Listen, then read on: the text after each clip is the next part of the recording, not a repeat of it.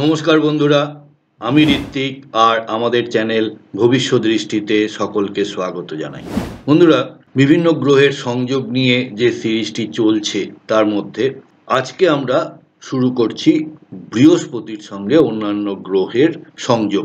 এর আগের পর্বগুলিতে যেমন রবির সিরিজে আপনারা রবি বৃহস্পতি পেয়েছেন, চন্দ্রের সাথে চন্দ্র বৃহস্পতি পেয়েছেন, মঙ্গলের সাথে মঙ্গল বৃহস্পতি পেয়েছেন। তাই সেইগুলোকে আর রিপিট করছি না। বৃহস্পতির সিরিজে আপনারা দেখতে পাবেন বৃহস্পতি শুক্র, বৃহস্পতি শনি, বৃহস্পতি রাহু এবং বৃহস্পতি কেতু। এইভাবে সব সংযোগগুলিকে সাজানো হয়েছে।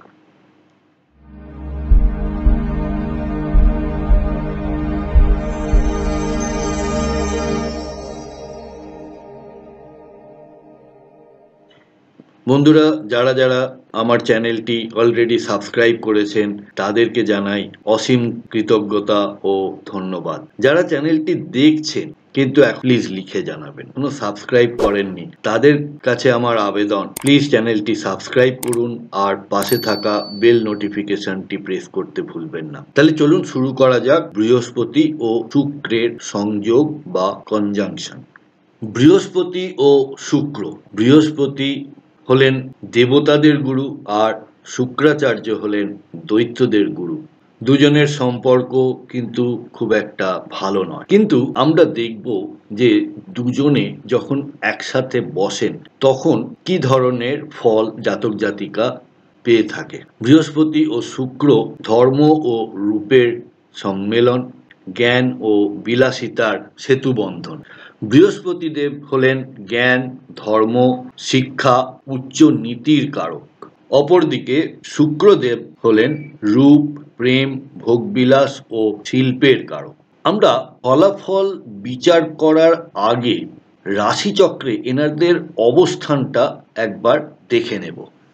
আপনারা যদি লক্ষ্য করেন এটি আমাদের রাশিচক্র। এখানে শুক্রের অবস্থান বৃষতে এবং তুলাতে, আর বৃহস্পতির নিজের ঘর হলো ধনু এবং মীন। এবার একটু লক্ষ্য করে দেখুন দুজনের মধ্যে সম্পর্ক কেমন। আমি যদি এই শুক্র থেকে এই বৃহস্পতিকে দেখি তাহলে দেখতে পাবো এনারা এই শুক্র থেকে বৃহস্পতি 8 নম্বর ঘরে রয়েছেন, আবার এই শুক্রদেব রয়েছেন 6 নম্বর ঘরে।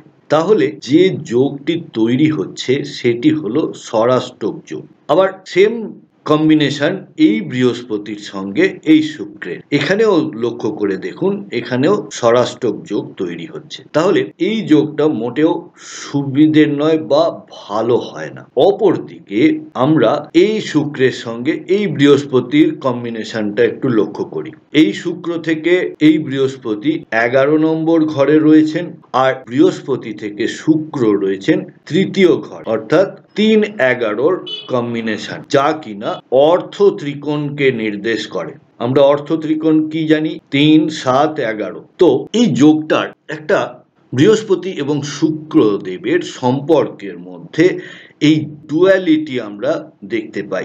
একদিকে যেমন একটা কনফ্লিক্ট রয়েছে, একদিকে সেরকম অর্থর একটা সংযোগ আমরা লক্ষ্য করে থাকি। তাহলে আমরা আগের আলোচনাটার এবারে ফলাফলগুলো একবার দেখে নেব।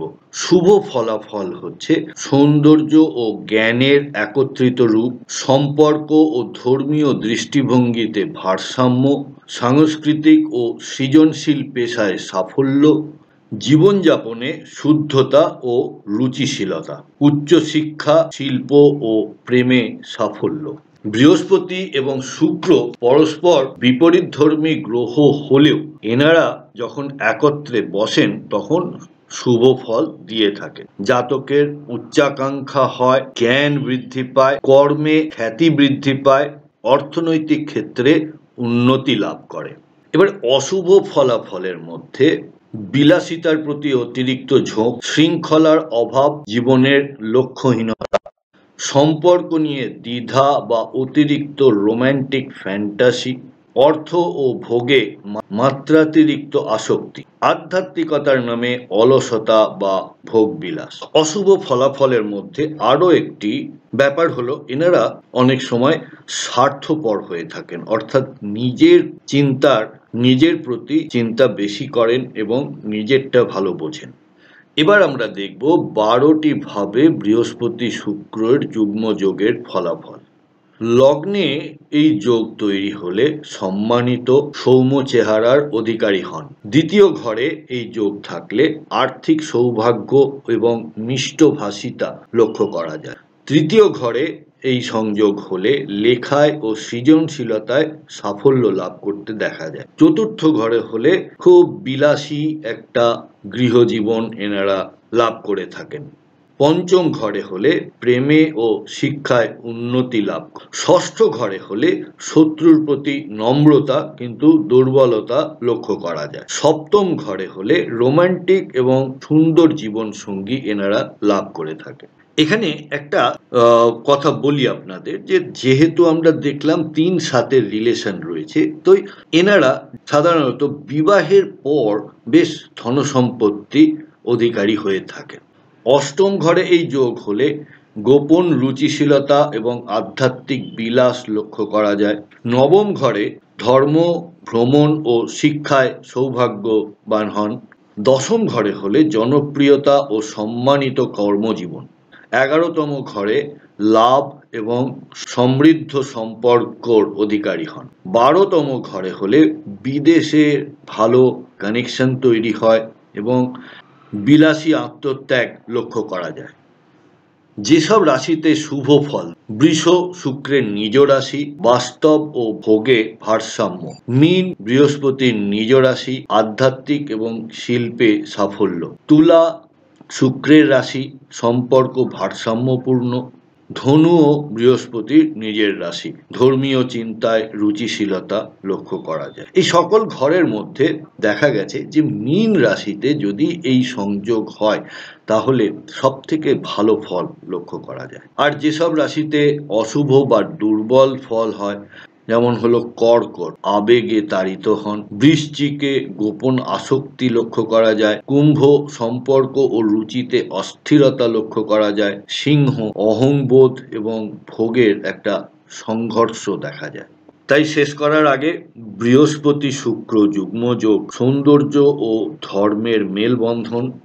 শুভ হলে জাতক উদার হন, সৃজনশীল হন এবং সমাজে সম্মানিত ব্যক্তি হন। আর অশুভ হলে বিলাস ও ফ্যান্টাসিতে হারিয়ে যাওয়ার সম্ভাবনা থাকে। আপনাদের জন্মপত্রিকাতে কি এই বিরল যোগ রয়েছে? থাকলে আপনারা কিরকম ফল পেয়েছেন আমাকে কমেন্ট বক্সের মাধ্যমে প্লিজ লিখে জানাবেন। বন্ধুরা, প্রতিবেদনটি কেমন লাগলো আমাকে অবশ্যই কমেন্ট বক্সে লিখে জানাবেন। আর যদি কোনো সাজেশন থাকে অবশ্যই এটিও আমাকে কমেন্ট বক্সের মাধ্যমে জানাবেন। যদি ভিডিওটি ভালো লেগে থাকে তাহলে অবশ্যই একটি লাইক করবেন, শেয়ার করবেন এবং সাবস্ক্রাইব না করা থাকলে সাবস্ক্রাইব করে নেবেন। সাথে থাকার জন্য অনেক ধন্যবাদ।